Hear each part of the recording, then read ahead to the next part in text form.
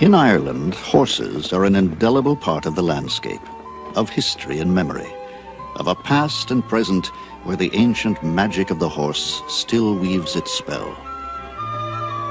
Their presence is pervasive, as if horses help to define what the Irish people are.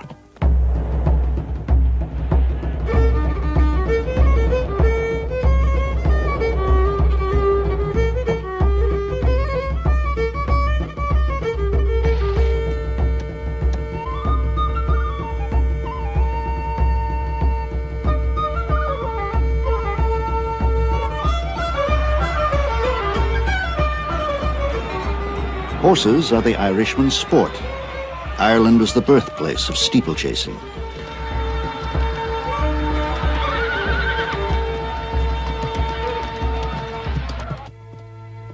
Horses are Ireland's tradition. Show jumping originated on this green land. Horses are Ireland's business. This is the Irish national stud. Horses are Ireland's pleasure. Here people still ride across fields and farms to the hounds, and thousands of families keep horses for recreation.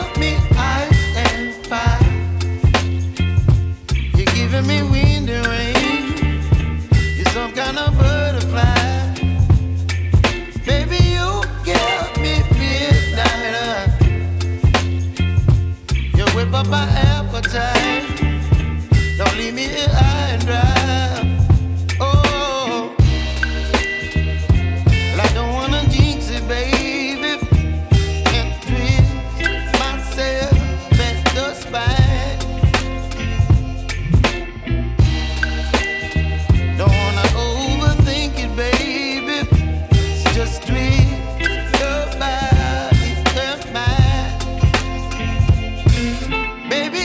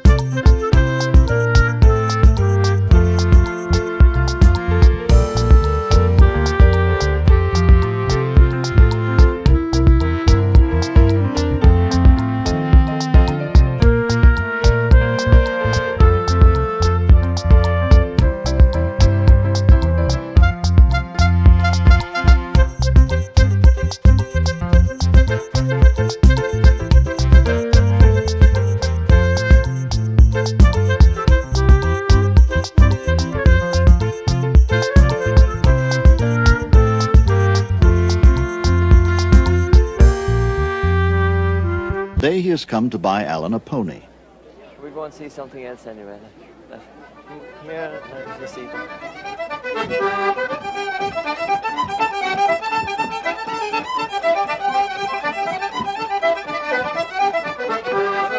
Stand back a minute there, lads. Come on, let him move out. Stand up. Oh. Get it on the button now, then. Oh, yes, 42. it's full 14 to Give me 800 pounds. This man says 7, I'll give you 8. It'll be £1,000. Give him over £1,000 and that's the price of him, and after that say no more. When you were at house this morning, were you told to get £1,000 or were you told to get 800? Well, I look at it this way. Your young lad will be getting a good pony and he's a good rider and I'd like to see him getting a pony. If you tell me you take it out, I'll divide the last £200, £900. That's 900. Right? Give him £1,000. It's not 1,000. Go on, give him £1,000. Go on, give him £1,000. I'll tell you what I'll do. I'll go away and leave you for an hour to think about it. And you might get a bet than I. I'm here to sell him. That'll be £1,000 of both of you. Listen, you're only fiddling around there like a fiddler. What? That'll be £1,000 and get them Go one. on, give him £1,000. Give him a check there for £1,000. Will you break the word? Go on, give him to him now. Go on, go on. Sold. That's it. I'll give you my own look on. Oh, That's all right. I wouldn't talk about that. The train right in. Hold it now, you see. Hold that. Hold that. 4, come on. 1, 2, 3, 4, 5. How did he get? Give him this one. Give him this now. God bless you. After a few pounds are given to the seller for luck, Alan leaves the fair with a Connemara pony, a symbol of his future and his heritage.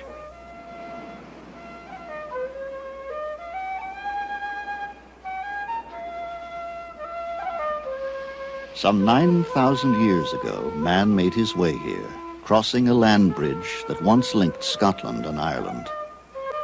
Horses arrived about 2000 BC, brought by Neolithic peoples who introduced their farming culture to this fertile land. The island's placid existence exploded around 500 BC as a wave of Celtic warriors invaded, their battle chariots drawn by hot-blooded horses.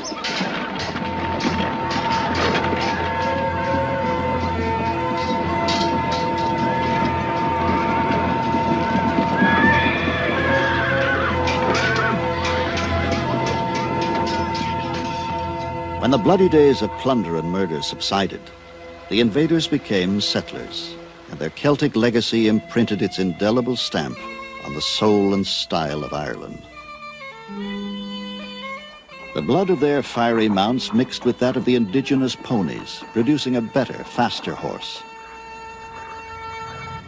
Over the centuries, successive tides of conquering peoples and ideas were to sweep across Ireland and her poignant and tumultuous history. There were Vikings, Normans, and Englishmen. There was St. Patrick and Christianity. All would create permanent changes on the face of the land and in the hearts of the Irish people.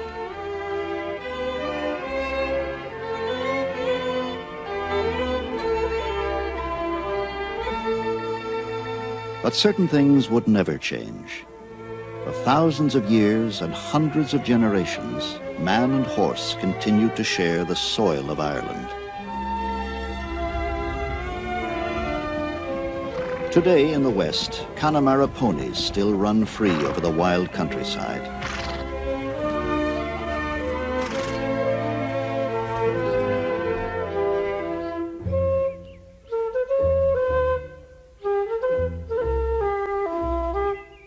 Here at Loch Mask in County Mayo, John Daly has kept 2 stallions isolated on an island through the winter. The island is a short trip by boat from the lake shore and Daly's stud farm. Connemara ponies are in fact small horses, muscular and strong-boned. Perfectly adapted to the rugged western landscape, they retain the iron constitutions of wild horses, the ability to forage, the strength to survive on their own in an untamed wilderness. But now in spring, it is time to reunite the grey stallion with the mares. Come on, boy. Come on, boy. He's a boy. He's a boy. He's a good fella.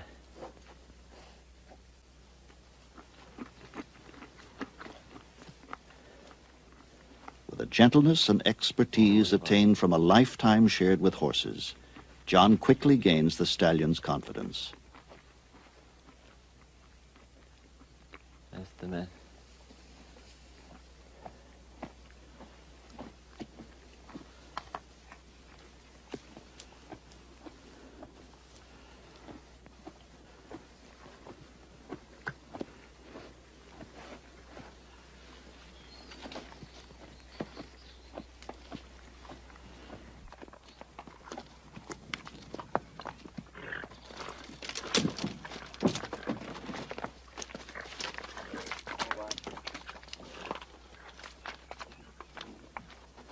Tied up tight now with the lace. Underneath the side, right? Oh my.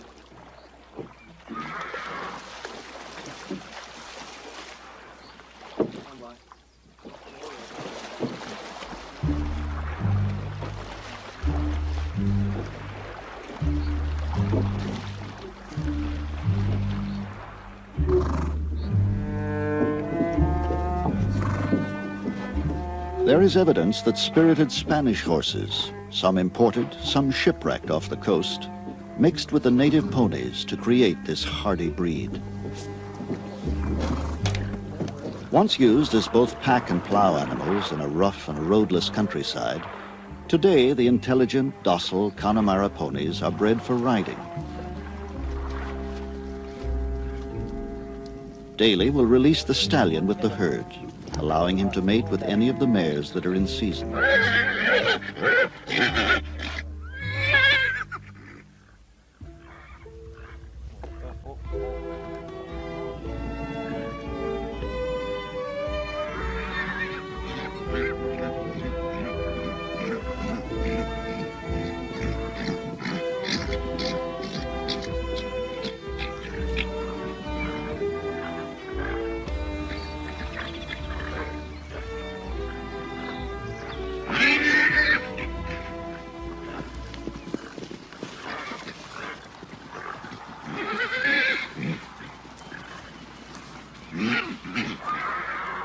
Mares come into season only 9 days after foaling, but are quick to let a stallion know if his advances are unwelcome.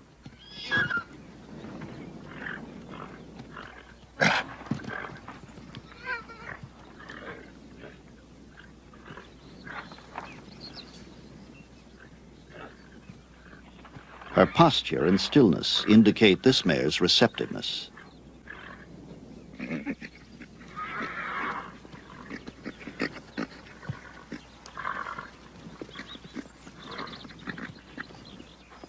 So the blood of native Irish horses, strengthened by the demands of a wild coast, tempered by centuries of work with the Irish people, is passed into the future.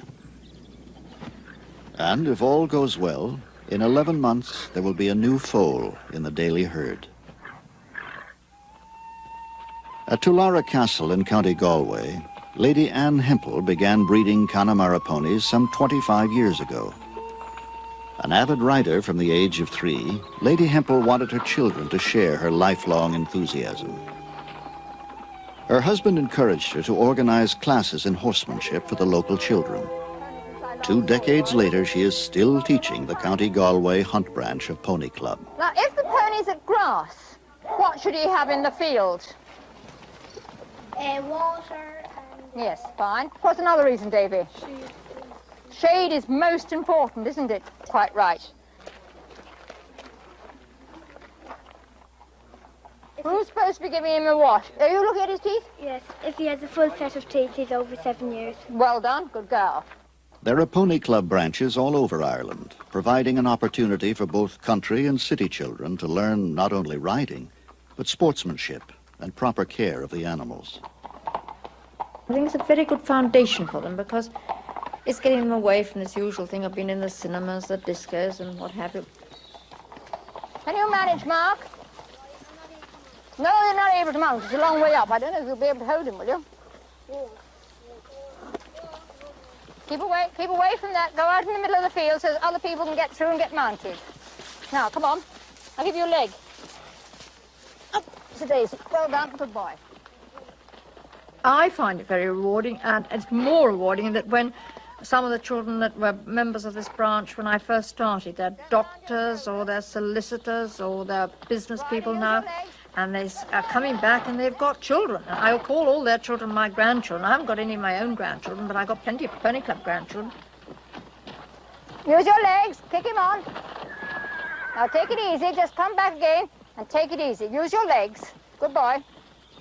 Don't go so far back. Now just trot into it.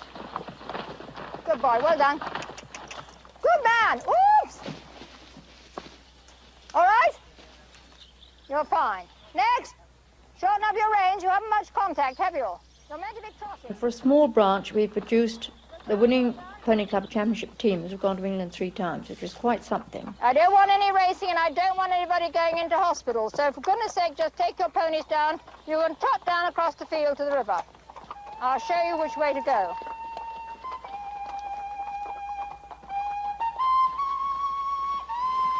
I love seeing these children with their happy little faces, but it just gives me the greatest pleasure.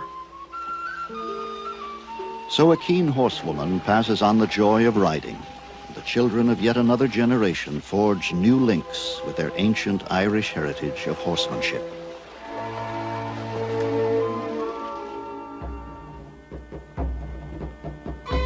Racing horses was the Celts' favorite sport. This plain still bears the name Curragh, derived from their ancient word meaning a place where horse racing is held. All right, keep her going now till that next one. Living at the edge of the Curragh, the Hutchinson family retains the Celtic passion for horse racing. In the paddock behind their home, Caroline, age 15, is coached by her father, Pat. He was an amateur jockey. She dreams of becoming a professional. Hold it, that's all. That's all. Pony races are held throughout Ireland. Though the jockeys are young boys and girls, the betting is serious business, with part of the proceeds going to charity. 6-4. 6-4 to them. The father had always had about 100 horses, and he was one of the biggest dealers in the country. He had a couple of thousand acres of land, and I used to ride all our own horses. And now, thank God, the kids are following on. Caroline is one of 4 Hutchinson daughters participating in this competitive world. One more. Mrs. Hutchinson is active too, but the pony races are a family affair, much like Little League Baseball. Some of Ireland's leading jockeys began their careers in the pony races.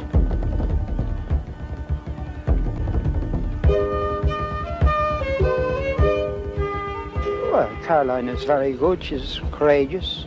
She has ability. She likes the game and she loves horses. And I don't think she'll ever, no matter what I say or anybody else says, she won't do anything else. She rides to win, and I think that's the secret.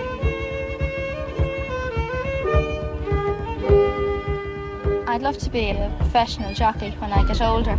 The biggest challenge for me, anyway, is that I'm a girl.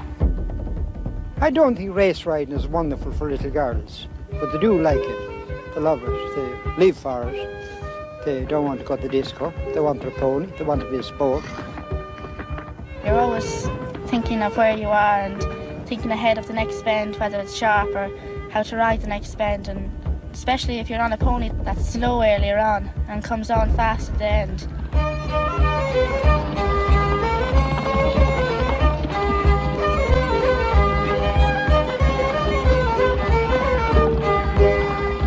Because of her consistent winning, Caroline is sought to race other people's ponies, as well as her father's. When you're in front and when you have one, the owners come running up to you and say, you know, well done and all that. It's just great to see their happy face from winning and their pony. And then your friends will come up and say, well done. It's just a great feeling. I'm delighted that I won the last race. That was a female race. I'm just thrilled that I won it and I had a good pony. Winning against both girls and boys, Caroline raced closer to her dream when she became champion pony racing jockey for an unprecedented 4th consecutive year.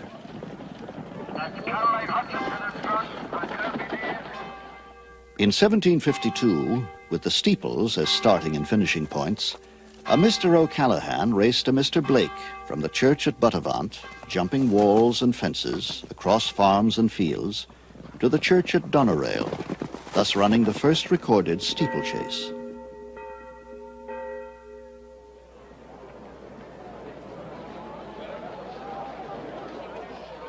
Today, some of Ireland's most popular steeplechases take place at the Galway races. Thousands gather daily to bet on the horses in this week of festivities held at the same time of year that the ancient Celts assembled to honor their god of horse racing. As I rode out through Galway town one day for recreation on the 17th of August, my mind was elevated. There were multitudes assembled from all corners of the nation. My eyes were all a dazzle and I going to see the races. It's the Galway races, you find good company. It's there you see the jockeys and they mounted up so stately. The blue, the pink, the red and green, the emblem of our nation. When the bell was rung for starting, all the horses were impatient. I thought they never stood on ground, their speed was so amazing. It's at the Galway races you find good company. There was 500,000 people there of all denominations. The Catholic, the Protestant, the Jew, the Presbyterian. Yet there was no animosity, no matter what persuasion, but smiles and hospitality, inducing fresh acquaintance. It's at the Galway races you'll find good company. It's at the Galway races you'll find good company. The National Stud was established to foster the Irish thoroughbred industry by providing breeders with good stallions at reasonable fees. The record of thoroughbred breeding dates from the publication in 1793 of the first English stud book, which listed 3 Arab stallions and the royal mares. Every thoroughbred on earth is descended from them. A sire is selected by the breeder on the basis of bloodlines traced back through the stud book, his conformation or appearance, and the number of races he has won. He's a 6-year-old Raja Baba horse. He's a tremendous individual, great mover, tremendous quality. His first crop on our foals, he won 4 group races, including the Cork and Ori Stakes at Royal Ascot in course record time. Dr. Moira O'Connor is deputy manager and resident veterinarian at the stud. We're just starting to build her back up again. Yeah. They're cutting her down. Yeah, she's walking very well now. Ireland is well known as the European nursery. We have the climate and the soil for rearing horses, and there's a tremendous closeness and a tremendous understanding of the horse in the Irish people. Among her responsibilities is determining when the mares are ready for covering.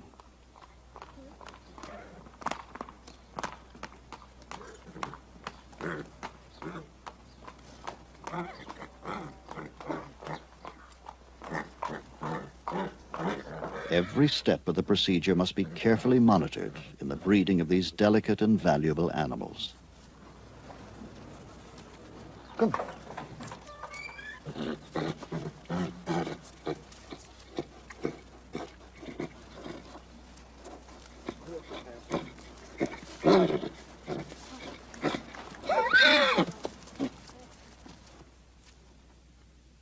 18 days after the covering, a sonogram is made by a visiting veterinarian and Dr. O'Connor.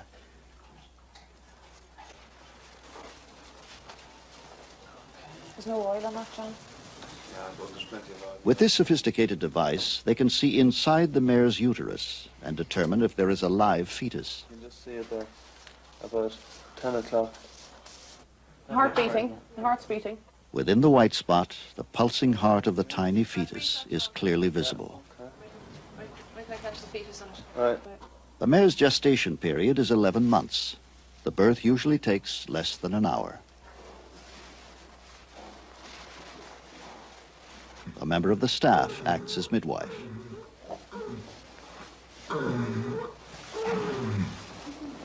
Yeah, that's her.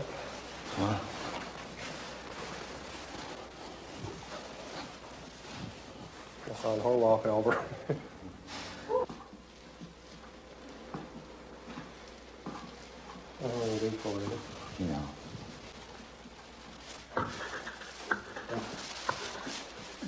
For Moira O'Connor and the staff, the hundreds of births they have witnessed in the past do not diminish the wonder of this moment. Well, it should get up now with the high ones. No, Charlie.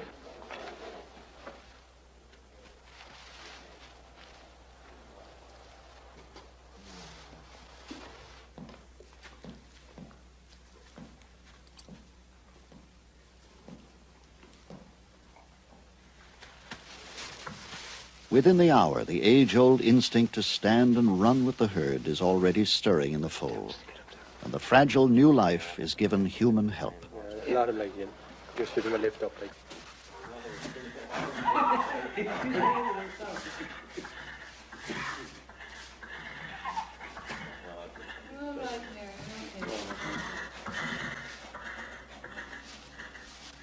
These spindly legs, now trembling and weak, have centuries of speed bred in them.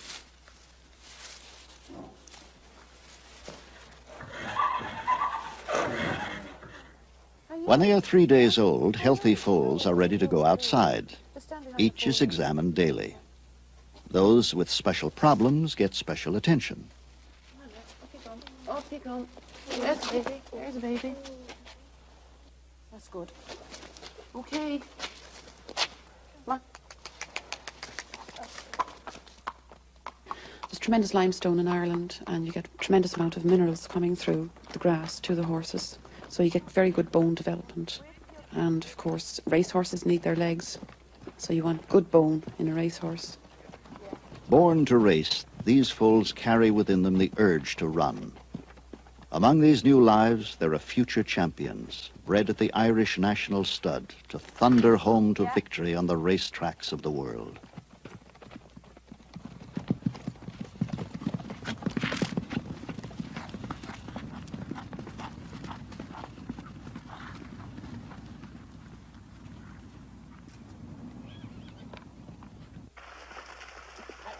Here at Goff's, the finest thoroughbreds are offered at auction. A yearling, still totally untried as a racehorse, may bring close to $1 million. At 260. At 260 anymore now, about $300,000. At 260. At 260. Had a time. At 260, the Troy Filly, but I sell it this time. Go 5 more if you want to. Millions are spent as buyers stake their money on the animal's pedigree and conformation. Vincent O'Brien is the greatest racehorse trainer in the world, a magician who transforms horse flesh into gold.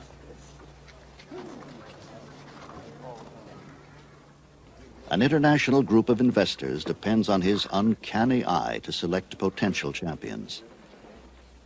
His reputation began to soar in the 50s with 3 consecutive wins at the world's most difficult steeplechase, England's Grand National. There was a stubborn refusal here by Glenn Power. And now for a most unhappy landing.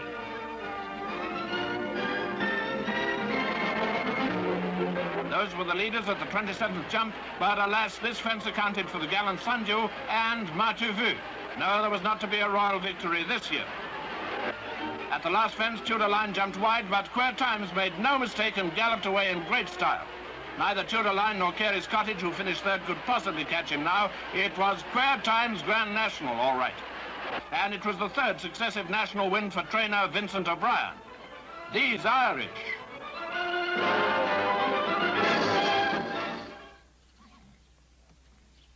Triumphant of the classic races of steeplechasing, O'Brien next turned his wizardry to flat racing. Son of a farmer, 5th of 8 children, he started his remarkable career with a rented stable and 3 horses. I must have had a natural liking for horses right from the start, and that developed then over the years, and eventually I started training. I don't think I'd be happy doing anything else. Today, his empire spreads over nearly 1,000 acres.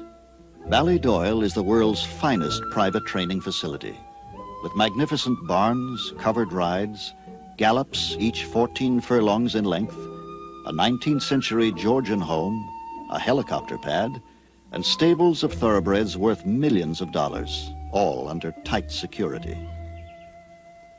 O'Brien retains a percentage of every horse he trains. Among this season's crop of aristocrats are 7 sons of Nijinsky, 3 of Alleged, and 9 of Northern Dancer. O'Brien's extraordinary powers seem to spring from an almost magical ability to sense what each animal needs to develop and succeed. It is very important to make a study of each individual animal because they, all like people, they all differ. Some horses got a very easy, calm disposition and they have no mental problems. But others have. They've got to be given special attention and rather specially trained so as to try and keep them settled and easy in themselves. O'Brien's success as a trainer is legendary. His race winnings alone have been as high as $1 million in a single year. But it is after a horse's last race is won that its big money-making career may begin. Today, O'Brien focuses on training colts. After a few major wins of top-class races, the best are retired to stand at stud. Sold to groups of investors for more than $25 million each, these stallions earn huge fees in their years as sires. So the mystique of a man and his thoroughbreds becomes big business, an important component of modern Ireland's economy.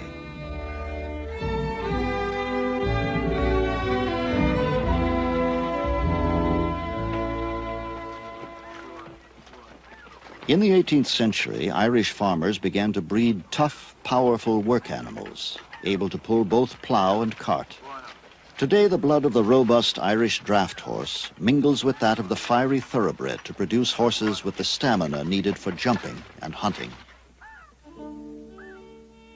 The hunt, as a gentlemanly pursuit, attained its present form and popularity in 18th century England and was brought here when Ireland was under English rule. Michael Dempsey is master of hounds of the world-famous Galway Blazers Hunt Club.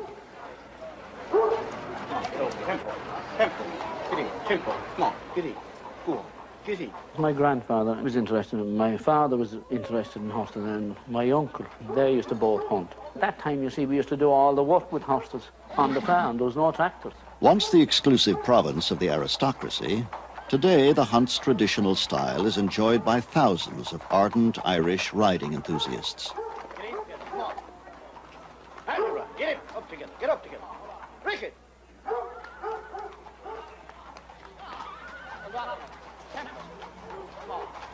Dempsey, a local boy, grew up dreaming of becoming master of hounds. But I think I was about either 13 or 14 years, and I said, well, one day I will hunt those blazer hounds. So it was my ambition, yes, from all my life, was to hunt those hounds. A farmer of modest means, Dempsey is paid by the members' subscriptions to hunt the pack. Come on, Ian, hold up. Come on. Watch me. Watch me.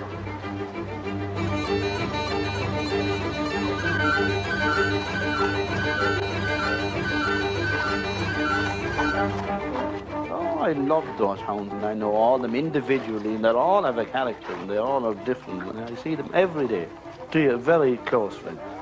You have to be very close to your hound before they'll walk with you.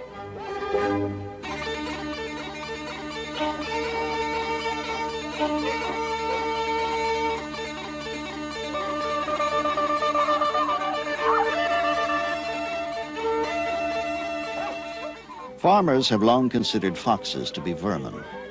Hounds were bred to scent the wild foxes that hid in fields and farms. Hunters riding to hounds followed on horseback, and so this sport evolved. And when you get out there and your pack of hounds going together and you hear their voice, that is the greatest feeling I know. And a good horse under you. And to be able to gallop right across the country behind them and they're really running on and speaking. I think it's the best thrill that anybody could ever get. I don't know what it does to you, that the voice of those hounds. It just gets your blood really up. The first fox of the day is scented and pursued.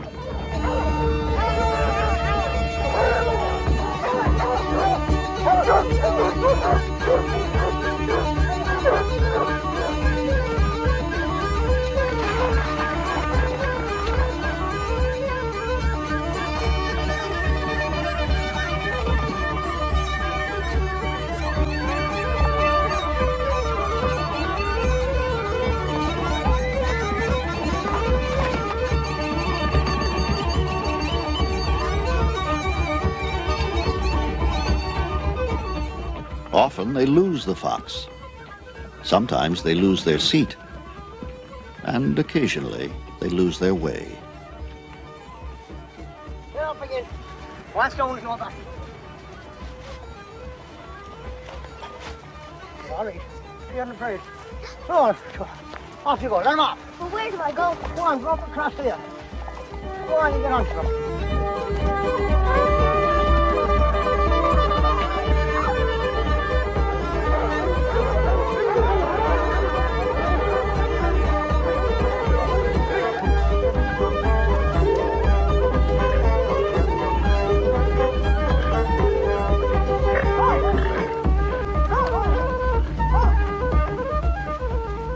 When the last fox outruns the hounds and the hour grows late, Dempsey calls a halt to the day's hunting.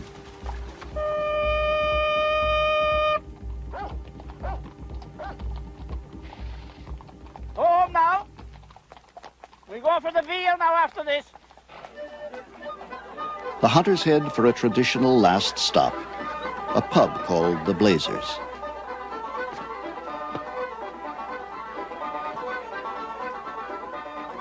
The Galway Blazers have a reputation for recklessness. It is said that a group of hunters from Galway once reveled so boisterously in a certain hotel that it burst into flames, thus giving the group its name. Tonight, this pub is ablaze with traditional Irish pleasures: the pints, the laughs, and the songs.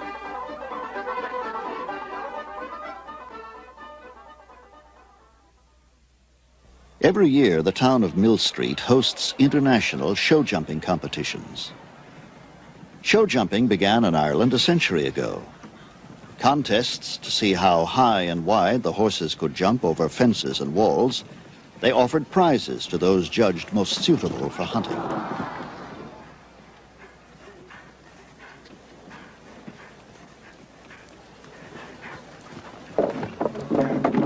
This competition is called Carroll's Boomerang Finder. It was named in honor of Boomerang, the horse that this man, Eddie Mackin, rode to fame and fortune in the world of international show jumping. The horse that made him a national hero.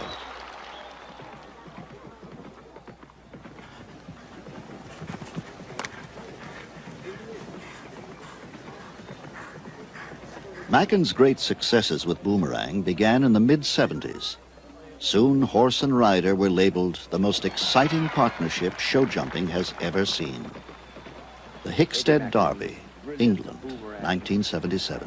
Winner in 1976 now. Can he beat this time? He'll have to do fantastic turns to do it. And there are few riders more likely to do it than Eddie Mackin. Come on, Boomerang! Come on, Boomerang! Yes! 27.3! Boomerang was everything I am. I just was very fortunate to meet him at the right stage in life. He was probably fortunate to meet me. We came together and developed a great partnership, and he put me right at the top of world show jumping in a very short period of time. All eyes are on the brilliant Irishman, Eddie Mackin. He just pauses. Gives him plenty of time. He's absolutely right for it. Go on, Eddie. What a magnificent performance by Eddie Mackin. Incredible to think that he's now won his 4th British jumping derby in a row. This trophy was commissioned after Boomerang had won his 4th consecutive Hickstead Derby. Hickstead Derby is probably one of the most difficult competitions in world show jumping to win. And for a horse to win it once is an achievement, but he actually won it 4 times. In 1980, Boomerang broke a bone in his foot, and Mackin retired him. But Hickstead brought them back for an emotional farewell tribute.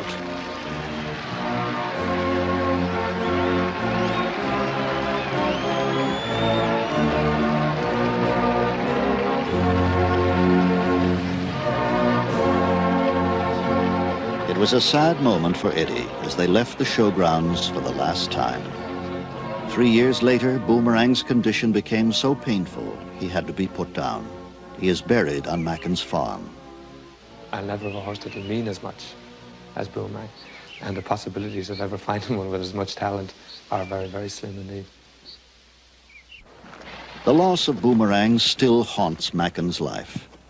With his wife Suzanne, he searches for a horse with a unique talent and temperament to replace Boomerang. Okay. All right. All right.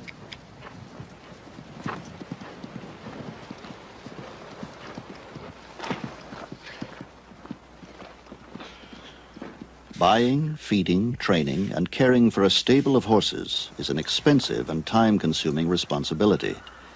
But the Macken animals get the best, including, for some, a bit of Guinness stout 3 times a week, on the theory that what Irish doctors prescribe for old people and pregnant women must be good for horses.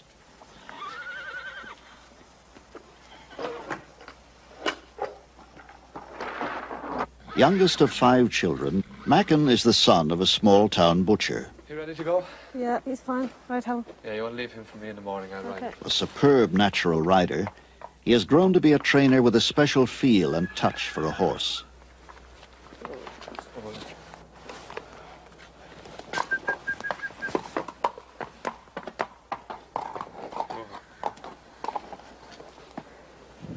Easy.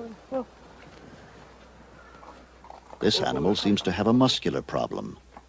Macken examines him to see if a veterinarian is required. I start to get a bit of a thing about this now. The fiddling Yeah, going. he's just anticipating it. He's very tight there still. Well, Robin's coming this afternoon again anyway, isn't he? He is, yeah. Can you now work that other hand on top of his hip to save yourself? Huh? There's definitely something catching in there. Yeah. It's just a really worrying thing for the horse anyway to have somebody contracting his muscles without his say-so. Eddie himself has acknowledged that a horse like Boomerang comes along only once in a lifetime. But together, he and Suzanne continue their quest, hoping to find, to create his next great show-jumping partner, and soften the loss of Boomerang, a gallant champion and noble friend. Tell you what it reminds me of. Remember that chestnut foal we bought at John V. Donoghue? Oh, do you remember? Yeah, it is actually. That was probably by Ballad.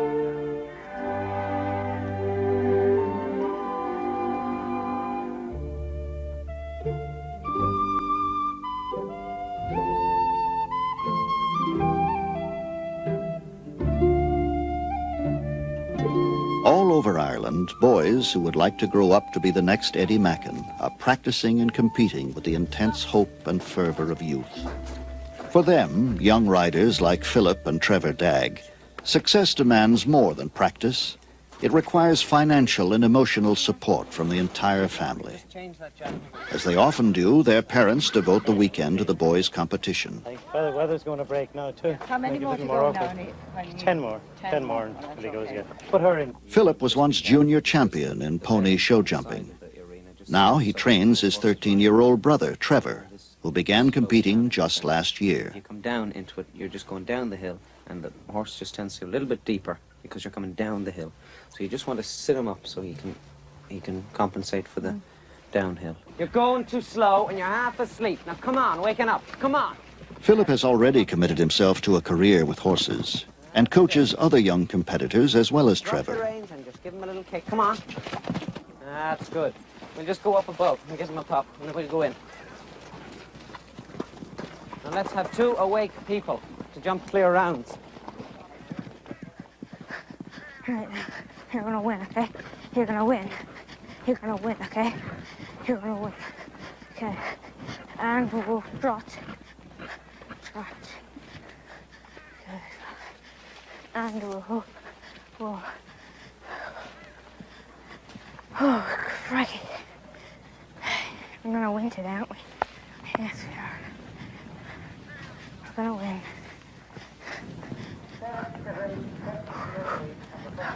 Go back and see Philip. Okay? Good lad.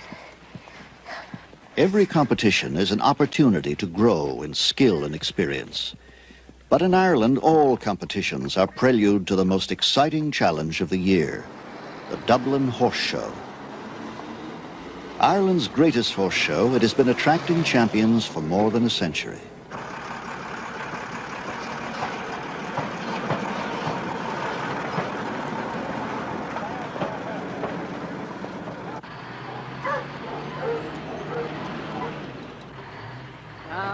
All of the riders have qualified to participate by winning at a number of competitions throughout the year.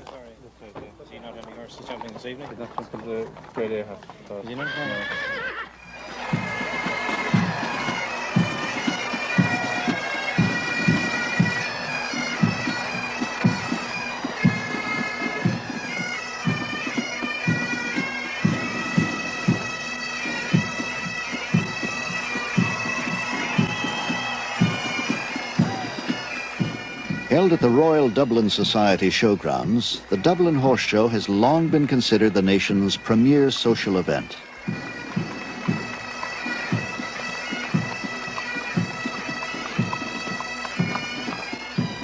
Enthusiasts from farms, villages, and cities across the country join international visitors as 1,000 horses and riders and teams from 5 nations stage 5 days of fierce competitions and showmanship.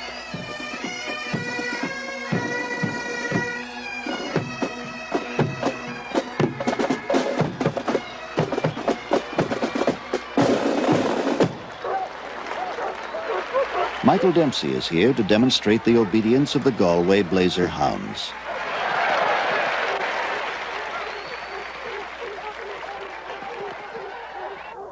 And Trevor Dagg has an opportunity to compete in the same arena used by the international teams. Last day and you'll be all right. Okay? Don't worry about it. It'll all go all right when you get out there, okay?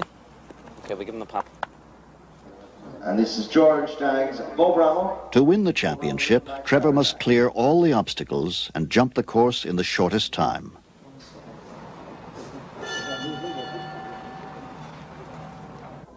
Easy. Oh, no. Whoa.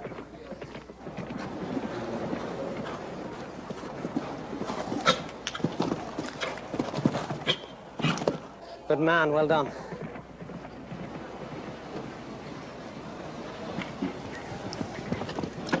Oh, no. It's gone.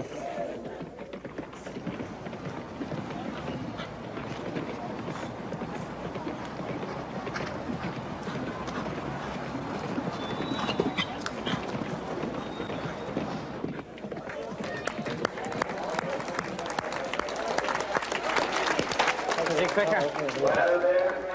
A caring brother had hoped for first place. But for Trevor, this yellow ribbon may be a harbinger of future successes.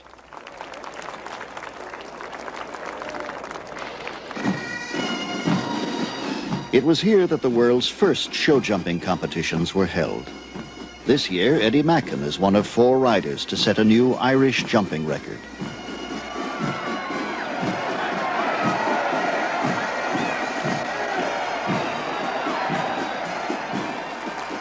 In this great yearly celebration of horses and horsemanship, the ancient spirit of the Irish people is aroused anew to stir and soar. Within each individual, the warmth of the age-old connection with the animal that has helped shape his nation's history is rekindled.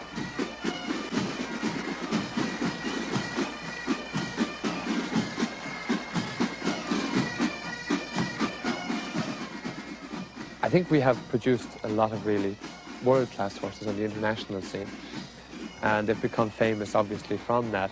But I think the greatest asset the Irish horse has is that as a pleasure horse, and for the amateur, he seems to be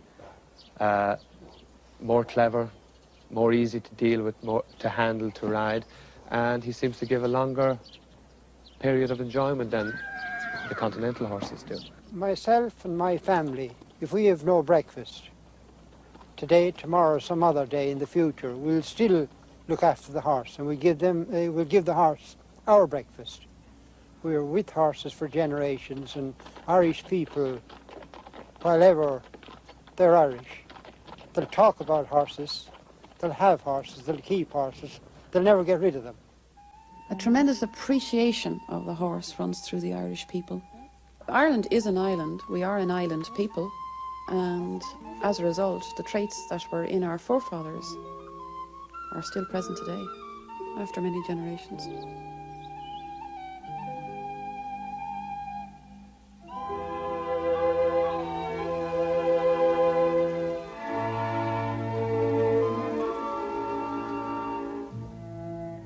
In the quiet of the countryside, a new Connemara pony enters the world.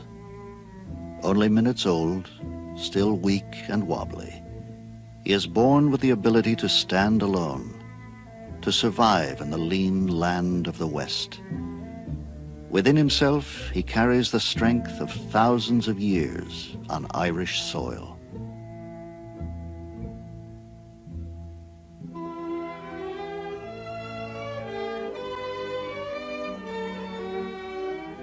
The saga of the Irish horse continues in the 20th century because to the people of Ireland, horses represent a link with old ways, old values, a traditional past they want to preserve. So the children of Ireland grow up with these animals, each generation adding new chapters of challenge and hope, triumph and love to the timeless story that is the Ballad of the Irish Horse.